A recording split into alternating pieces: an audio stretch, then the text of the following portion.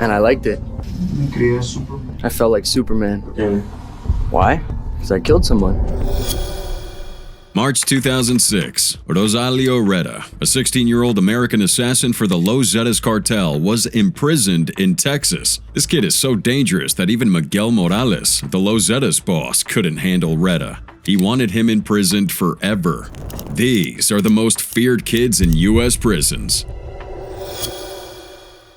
He entered that classroom and proceeded to fire the rifle into that classroom. December 2023. Colt Gray received an AR-style weapon as a Christmas gift from his father. Now, little did anyone know that this gift would later result in the deadliest school shooting in the history of Georgia. September 4th, 2024. A mass shooting occurred at Apalachee High School near Winder, Georgia. The shooter, identified as 14-year-old Colt Gray, allegedly shot 11 people, resulting in the deaths of 2 students and 2 teachers, and leaving another 8 students and 1 teacher injured. Now, prior to the shooting, investigation showed that the accused, Colt Gray, had meticulously planned out everything. We also found another notebook in that same room. It was a drawing of a rifle with what appears to be ammunition coming out of it, and then the word kids. Aside from this, the school also received a threatening call from an unknown source, claiming that 5 schools would be targeted, with Apalachee High School being the first. Then a second call came from Gray's mother, warning of an extreme emergency and urging school administrators to locate her son. Despite that warning, school authorities were unable to find him, and that morning, during his first period class, Gray asked how the school would respond to an active shooter. His teacher reported that question to some staff via email, but that message wouldn't get to Gray's algebra teacher, where the shooting would begin. At 9:42 a.m., Gray sent a cryptic message to his father, apologizing and telling him he was not to blame. 20 minutes later, he sent a similar message to his mother. By 9:45 a.m., Gray had left his algebra classroom, the door locking automatically behind him, and he entered the student's restroom, where he put on yellow plastic gloves and retrieved a concealed gun from his backpack. The weapon, wrapped in a white poster board, had been placed around his lower torso. Around this time, another student with a similar name to Gray was mistakenly apprehended by school resource officers, following reports of something suspicious, delaying their ability to locate the actual shooter. At 10:18 a.m., Gray's mother texted his father, urging him to leave work as they would need him at the school. Minutes later, Gray attempted to re-enter his algebra classroom. When a student went to open the door, they saw the gun through the glass panel and refused to let him in, alerting the teacher that Gray was armed. Undeterred, Gray moved to the adjacent classroom, where he fired 10 to 15 rounds, killing a student named Christian Angulo. Gray would continue shooting as he ran down the hallway toward the bathrooms. As the shots rang out, multiple staff members triggered the panic buttons on their ID badges, initiating a lockdown and notifying law enforcement. Now, some students would initially mistake the shooting for a drill, even as gunfire echoed throughout the halls. In one classroom, a teacher tried to investigate the commotion but was told to lock the door, which likely saved lives. Another classroom managed to barricade its door with objects while hiding. One of the teachers killed that day was shot in the chest after leaving his classroom to check on that situation. While his students pulled him back inside and attempted to stop the bleeding using their shirts, it was too late. In another area, a wounded student managed to shut the door of his classroom, preventing Gray from entering, only to realize afterward that he'd been shot as well. The school went into lockdown at around 10:20 a.m., and law enforcement arrived shortly after at 10:23. The lockdown system caused all smart boards in the school to display "Hard Lockdown" in large red letters, a message that some students mistook for a drill. But luckily, within minutes of the first shots, school resource officers engaged Gray, and he surrendered without further resistance. Not long after, students were evacuated to the school's football field once the building was declared safe. In the chaos, some students recalled seeing police officers attempting to shield a body from view, along with a gun and blood at the scene. The situation was so dire that the governor of Georgia, Brian Kemp, directed all available state resources to assist in the aftermath. In the end, Gray was arrested and charged with 4 counts of felony murder. But despite his young age, prosecutors planned to try him as an adult. Gray used a semi-automatic AR-15 style rifle during this attack, and further investigation showed that Gray's father, Colin O'Gray, had purchased the firearm for his son as a Christmas gift, despite being warned by the FBI about his son's school shooting threats on Discord.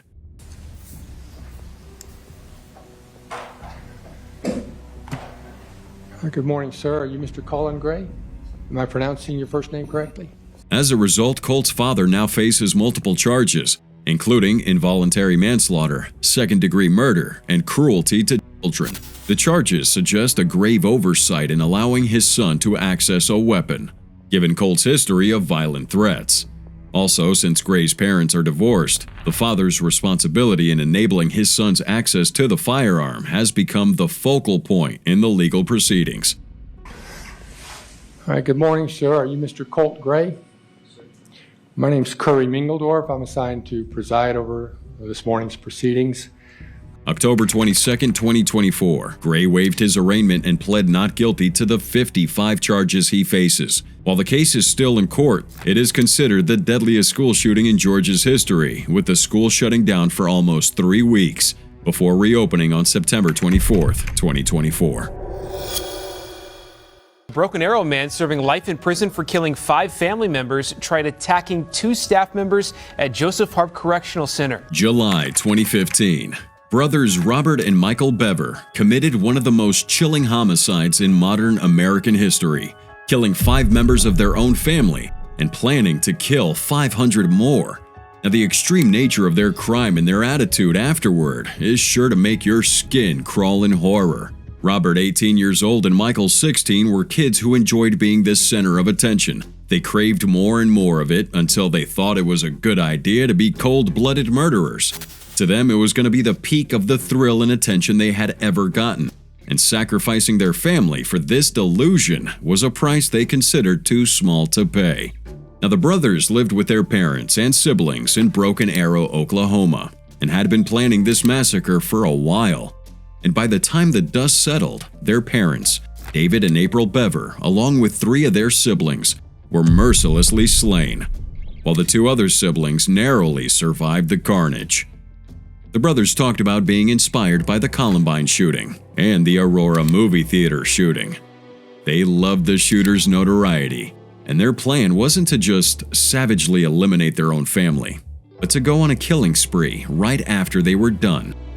Robert later said they had the ambition of having a 500 kill score, going from street to street and even going across several states in the U.S. These boys were very much like other normal American kids, trying to get famous through the hope of becoming YouTube sensations, with their fun channel called Cult Empire Official, where they had hoped to share fun stuff about Minecraft and also make comedy skits. Hey everyone, it's me, Cult Empire. In case you didn't know, you found me by accident, or you're expecting someone else. Perhaps their dream of stardom wasn't materializing fast enough, as the evil idea of serial killing became an obsession for these brothers. To carry out this gruesome plan, the Bever brothers needed to arm themselves. Over several months, Robert, the oldest, began to purchase weapons and materials needed for their attack. Since firearms were more difficult to acquire due to their age, they focused on obtaining bladed weapons, which could be acquired without drawing a lot of attention. Robert ordered knives online, using various websites that catered to weapon collectors. The purchases included a large survival knife, combat-style knives, and even hatchets. But the brothers had to get guns eventually, because Robert was obsessed with the idea of unloading bullets in their spree. He researched on how to acquire guns, talked about it with Michael, and decided to get it through a legal means. Now, they were unable to realize their goal of acquiring those firearms before the murders, but they still managed to accumulate an arsenal of knives that was sufficient enough for their initial family attack. The attack began when they lured their sister, Crystal, into a room under the pretense of showing her something on the computer. As she entered, Robert began stabbing her, a start of a rampage that would leave 5 dead and 2 survivors. That night, as they went from room to room taking out their parents, brothers, and sisters, one of the Bever boys, Daniel, managed to escape. He was able to lock himself in his room and dial 911, explaining what had happened. Unfortunately, Daniel wouldn't survive. He was tricked into opening the door of the room where he was hiding and got stabbed over 20 times. His quick thinking and the police's quick response would be the reason why Crystal and their sister would survive this massacre. 2 siblings survived the rampage. A 13-year-old sister is in the hospital tonight, and the family's baby, the only one left unhurt. Robert and Michael's original plan was to cut up the bodies and store them in plastic boxes in the cellar. Almost immediately after Daniel was killed, the police arrived, and the murderers fled through the back door. Robert and Michael attempted to flee to a nearby wooded area, but were apprehended shortly after. The scene the police discovered was one of a bloody house that would forever be haunted by the mindless act that was carried out by these soulless brothers. It's something that, once you see, you can't get out of your mind. Even police acknowledge the unthinkable nature of the crime. In court, the brothers displayed a cold, almost indifferent demeanor, shocking onlookers with their lack of empathy. Robert, the older of the two, admitted to the killings and revealed that they had initially planned to carry out a mass shooting after murdering their family. They envisioned a nationwide killing spree that would cement their place in history. September 2016, Robert Bever was given 6 consecutive life sentences without the chance of parole, ensuring that he would never walk free again. And Michael was only given 5 life sentences without the possibility of parole. They were sent to the Joseph Harp Correctional Center in Lexington, Oklahoma, and the world was able to take a breather, knowing these boys were confined. But nobody can forget the horror they unleashed. But this wouldn't end. Robert Bever proved how dangerous he was yet again while in prison. July 2019, the violent nature of Robert Bever resurfaced in a deadly attack on prison staff. Robert Bever approached a psychological clinician and social services specialist from behind with a sharpened instrument. This brazen attack resulted in 3 additional life sentences, further deepening his descent into life imprisonment. Despite being locked away, Robert remains a dangerous figure, a stark reminder of the evil he'd committed and the ongoing threat he poses, even within the walls of a maximum security prison. While the Bever brothers are considered pretty dangerous, is nothing compared to what the next person did on this list. No, it's not right taking people's lives, but that's one of the things I'm good at. It's March 2006, and Rosalio Reta, a teenage cold-blooded hitman for one of Mexico's most feared cartels, was handed 70 years in prison. Reta's story is one of a troubled youth and a horrific tale of a boy who has killed more people than anyone could imagine. And I liked it. I felt like Superman. Why? Because I killed someone. Reta, like many vicious criminals, had no remorse for the lives he'd extinguished. In fact, he coldly declared that his victims deserved what they got. Initially, he downplayed his involvement in murders on U.S. soil, but eventually confessed when overwhelming evidence tied him to the killing of a Texas drug dealer. His lack of empathy made it clear this young man felt no guilt. Rather, he embraced his role in the blood-soaked underworld, a boy who carried the weight of a seasoned assassin before even reaching adulthood. At just 13, Reta had been plucked from his childhood by the Los Zetas cartel, which is one of Mexico's most powerful criminal organizations. This guy was efficiently brutal, with a knack for violence that would make him rise through the ranks, earning him the role of Sicario. His victims weren't limited to rival gang members or informants. This kid was a terror, killing innocent civilians, people whose lives were extinguished for merely being at the wrong place at the wrong time. Torture, mutilation, and unthinkable cruelty became his calling card, as entire communities lived in terror of the boy who had become an executioner. He liked killing people. If they use that natural-born killer, that's what he is. Now you might be wondering, why is this kid so messed up? Well, the answer lies within Miguel Angel Treviño Morales, or better yet known as Z40, the feared leader of the Los Zetas cartel. It was Morales who recruited Reta into this violent world, and then groomed him into this merciless killer. Morales was infamous for his own sadistic methods. His sick, twisted ways knew no bounds, And for Reta, saying no to Morales was simply not an option. The boy was groomed into a weapon, his humanity stripped away by a cartel boss whose blood-soaked reign set the standard for cruelty. Reta became an extension of his mentor's brutality, a teenager with the soul of a monster. Under his mentorship, Reta was trained to become a very special assassin for the cartel. It's like a special force training. Reta's former boss, Morales, was infamous for pushing the limits of cruelty to control territories, often using acts of sadism not just as tools of power, but as statements to incite fear. To understand why Reta was so evil, you gotta understand who his boss was. One of Morales' most well-known atrocities was his use of narco-terrorism, where he would show extreme violence to suppress his enemies, intimidate law enforcement, and silence the general population. Morales is known for orchestrating mass murders, including the massacre of 72 migrants in Tamaulipas in 2010. The victims, mostly Central American migrants, were attempting to cross into the U.S. when they were captured by Los Zetas. When they refused to work for the cartel, Morales ordered their execution. Now his methods include beatings, dismemberment, and public displays of corpses, which ended up becoming his signature for his reign of terror. Morales would instill fear in even the most hardened criminals.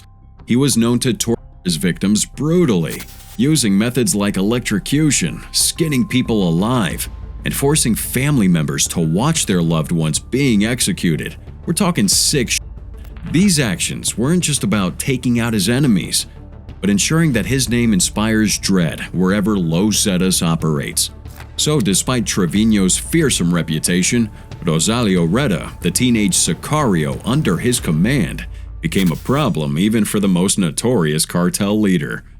Now Reta, having proved his loyalty by committing his first murder at just 13, quickly gained notoriety for his ferocity and enthusiasm for violence.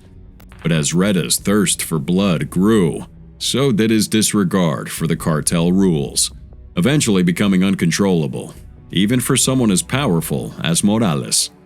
Take this one time, where Reta went against Morales' direct orders. Instead of conducting a targeted hit as instructed, Reta stormed into a nightclub and unleashed chaos. Armed with guns and grenades, he fired indiscriminately into a crowd, killing and injuring multiple innocent people. The reckless act was a blatant violation of the cartel's operations, which typically relied on a calculated, cold-blooded killing and not this mass mayhem that would attract way too much attention. Morales was infuriated with Reta, and he demanded discipline and obedience. It would be this nightclub incident that proved to be the last straw for Morales. This kid was becoming a liability, and Morales decided that the best way to rid this unpredictable and insubordinate teenager was to set him up for arrest. Through internal manipulation and leaking certain info to law enforcement, Morales ensured that Reta would be caught by U.S. authorities, effectively removing this troublesome hitman from his organization. March 2006. When the U.S. authorities finally apprehended Reta, it wasn't just his record that shocked the public, but the nonchalant way he spoke about his crimes. His assassination of Moses Garcia, a drug dealer who came across Los Zetas, was particularly infamous. Reta shot Garcia point blank in front of his wife and kid, a scene that just cemented his reputation as one of the most feared assassins of the cartel. Now he ain't a kid anymore, and he's still just as dangerous in prison. So we can only imagine how much trouble he causes to both authorities and inmates. Reta never showed any kind of remorse towards the murders that he committed or the victims he left. What made Reta even more terrifying was his personality. During his confessions, there wasn't a hint of regret, only the pride of a young man who enjoyed his status as a cartel sicario. No sense of remorse or...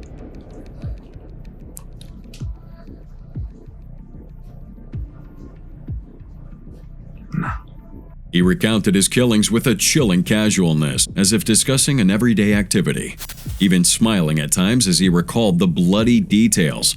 That lack of remorse was so unnerving that even seasoned detectives found themselves shocked by his brazen attitude. So if you think Rosalio Reta was pretty deadly, get a load of this next kid. 3 inmates escaped, all captured by about 4:30 a.m. Lane was the most infamous. At age 17, he opened fire at Chardon High School in Ohio, killing 3 of his classmates. September 11th, 2014, T.J. Lane, the convicted perpetrator of the Chardon High School shooting, made a daring escape attempt from prison. This kid was seriously dangerous and unhinged, with records proving he was one of the most dangerous kids at Allen Oakwood Correctional Institution in Lima, Ohio. Nicholas Berlin, Geauga County Assistant Prosecutor, Mark Bartolotta, Geauga County Assistant Prosecutor, and from the Lake County Prosecutor's Office, Karen Colwell. March 19th, 2013. The U.S. watched on in disbelief as T.J. Lane appeared in court, displaying an attitude that was disgusting. Dressed in a white t-shirt with the word killer scrawled across it in black ink, Lane showed no remorse. Instead, this kid was proud of the violence he inflicted upon his community. His actions that day in court, a smug demeanor, smirking as he was sentenced, spoke volumes about his complete lack of empathy for the lives he had shattered. For many, this attitude was more troubling than the crime itself, as it highlighted a deep disconnect from any sense of morality or accountability. His courtroom behavior wasn't just inappropriate, it was deeply unsettling. It created a sense of injustice for the families of the victims, who had hoped for at least a semblance of remorse from Lane. Instead, his demeanor only added to their pain. Now, let's talk about those terrible acts he committed. It's February 27th, 2012, in the quiet town of Chardon, Ohio, where T.J. Lane, a 17-year-old student at the time, would carry out a deadly school shooting at the high school. The day began like any other. Students were gathered in the cafeteria before class. However, at around 7:30 a.m., Lane entered this school, armed with a .22 caliber Ruger Mark III semi-auto handgun and a knife, and proceeded to target a group of students sitting at a table at the cafeteria. Lane went up to the kids without warning and opened fire. His first shots were fired at Russell King Jr., who was hit in the back of the head and critically injured. Lane continued shooting, hitting Daniel Parmiter and Demetrius Hewlin, both of whom were also sitting nearby. Panic and chaos erupted and students started to scramble. Teachers and staff quickly tried to shield the students from danger, but the carnage had already begun. Lane had fired a total of 10 shots before fleeing the school on foot. He ran to a nearby road, where he was eventually apprehended by police a short time later without further resistance. In total, 3 students were killed: Russell King Jr., Daniel Parmiter, and Demetrius Hewlin. 2 others were severely wounded but had survived the attack. The entire incident lasted only a few minutes, but its impact would be felt for years to come. What makes this really messed up is that Lane didn't really have a motive. He wasn't bullied in school and had no business with his victims. He just killed randomly for no reason. Now, he might have been jealous at some point about a relationship gone wrong, but what student isn't? You don't kill people. Interviews with Lane's classmates and acquaintances revealed that he was an isolated and troubled young man. He did have a history of behavioral issues and had been attending Lake Academy, an alternative school for students with disciplinary problems.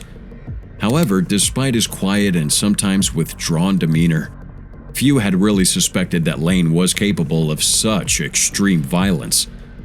Now, his family background was also scrutinized during the investigation. Lane's father had a criminal record, including charges of domestic violence, which definitely played a hand in Lane's instability. But there was no direct evidence to suggest that this was the sole factor behind his actions. In the investigation, it was shown that Lane had posted disturbing messages on social media in the weeks leading up to the shooting. These were cryptic statements suggesting death and violence. However, nobody really cared about these posts, and many saw it as a typical teenager with some anger and emotional issues. But this was only half of the horror. Lane shocked everyone even further with what he does next. The family members of the victims are here, and Lane saw his opportunity to mock them. As he walks into the courtroom, everyone turned toward him, waiting for some sign of guilt, remorse, feeling, being a human, something. Instead, this sick, twisted kid did this. The smugness is just ripping your heart out. and he reaches into his t-shirt, unbuttons the top layer, and shows the word killer on his white tee in crude hand-drawn letters. What a dick.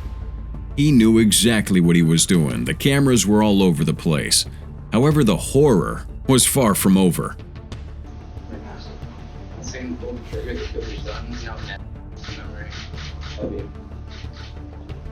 In the end, TJ was given 3 life sentences in prison without the possibility of parole for the 2012 Chardon High School shooting that claimed 3 lives.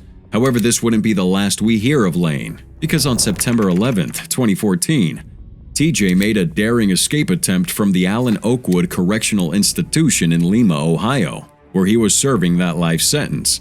The incident raised serious concerns about prison security.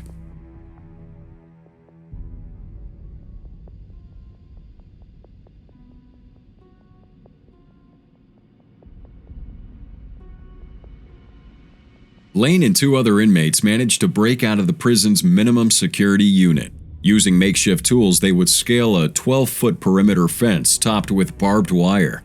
Lane and one of his accomplices, Lindsay Bruce, were able to briefly evade capture after fleeing the facility. Authorities didn't release specific details of how they managed to breach the security, but it was later shown that the escape plan had likely been in the works for some time. The escape was short-lived, though. Lane was apprehended just a few hours after that breakout, found hiding near a church of all things, approximately 100 yards from the prison. The escape proved that Lane must not be underestimated and be closely watched even behind bars. However, while Lane's record is troubling to say the least, get a load of this couple. The teen's joke about killing her father. A grand jury indicted Sierra Halseth and her 18-year-old boyfriend, Aaron Guerrero. It's April 2021, and Sierra Halseth and her boyfriend, Aaron Guerrero, murder Sierra's father, Daniel Halseth, in an extremely gory manner. Their evil nature had shocked people, but nobody was ready for what they did next. Sierra Halseth, who was 16 at the time, started a relationship with 18-year-old Aaron Guerrero. Unlucky for Sierra here, her parents didn't approve of their relationship. Now, she's the daughter of Elizabeth Helgelin, a former Republican Nevada state senator, and Elizabeth would make headlines as the youngest woman ever elected to the Nevada Senate in 2010, but resigned in 2012 amid personal and professional controversies, including a high-profile divorce from Sierra's father, Daniel Halseth. Maybe the messy divorce contributed to the issues Sierra was having, as she desperately sought love and companionship.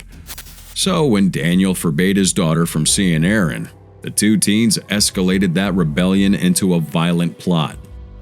April 8, 2021, Sierra stole $1,300 from her dad, and together with Aaron, they go shopping for tools that they need for their plan. The couple buys things like circular saws, saw blades, bleach, lighter fluid, and disposable gloves, which they used to kill Daniel, cutting and stabbing him over 70 times. They didn't stop here, though. The 2 lovebirds would attempt to dismember the body and set the garage on fire to cover their tracks, but they were in such a rush that they left without completing their plan. April 9th, Daniel's body was found after concerned friends raised the alarm. Here we have 2 more people with an astonishing lack of remorse, and after that murder, they would flee the scene with Daniel's car and credit cards, making their way all the way to Salt Lake City. And along that way, they recorded a disturbing video in which they joked about having gotten away with murder for 3 days. The video found later on Sierra's phone showed them laughing and mocking at the gravity of their actions, which prosecutors later used as a damning piece of evidence against them. 4 days later, the police arrested the 2 fleeing murderers. She made the mistake of using her dad's credit card, and the police tracked that right away. And they would make it really easy for him because she also stole her dad's car. In the Nevada Department of Corrections with deadly weapon enhancement. That's ordered to run concurrent to count 8. You have 555 days credit for time served. That is a total aggregate sentence of life. Even in court, Sierra was just cold. Now, she later claimed that her father had physically and sexually abused her, but her family strongly denied it, and she couldn't really offer an explanation for the brutality of this murder.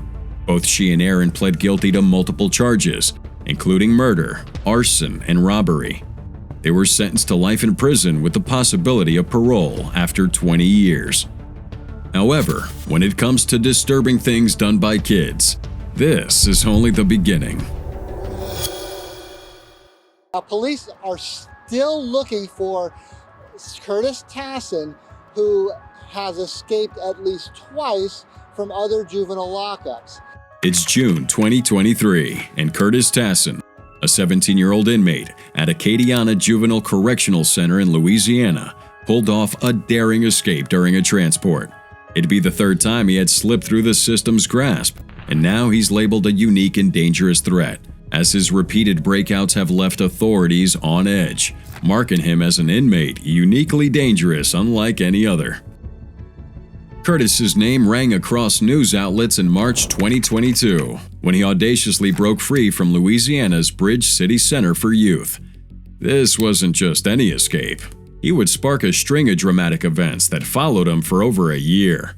You see, Curtis, along with several others, were implicated in a carjacking incident. He was a member of a deadly street gang that wouldn't hesitate to eliminate anyone who stood in their way. Before they caught him, Curtis was an armed and dangerous kid. The group had managed to steal a woman's Mercedes using a gun, only to crash it in a chaotic scene before vanishing into the night. The police soon tracked down the gang and Curtis was sent to juvie. This is where his skills as a talented escape artist would bring him notoriety. He somehow managed to escape, and after an intensive search by the prison guards and police, he was recaptured. But this would be just the beginning. May 2023, the unimaginable happens. Curtis escapes for a second time, but this time it happened during what should have been a routine transfer by state probation officers to the Juvie Justice Intervention Center in New Orleans. Curtis had slipped through their grasp yet again. Now he's a high-risk inmate, and he had done the improbable of escaping twice within a year. Even though he was caught again, Curtis was far from done. This guy was going for the hat trick, and this time he didn't have to wait for a year. June 2023, just a month after his last escape, he breaks free yet again. This time he removed his leg chains without any guard noticing. Then he waited for his chance to escape. That moment came when the door of the transport vehicle taking him to court was opened, and he ran away. At this point, they didn't know how to restrain this kid. Curtis Tassin would always find a way to outsmart this system. The escape triggered an all-out manhunt that lasted 2 days. The kid's great at escaping, but he's also good at getting caught, and he was found at the 1700 block of Elizardi Street in Algiers, New Orleans. 1 month later, New Orleans District Attorney Jason Williams decided they'd had enough of Tassin's escapes and said that now he's going to be tried as an adult for the armed robbery and carjacking charges.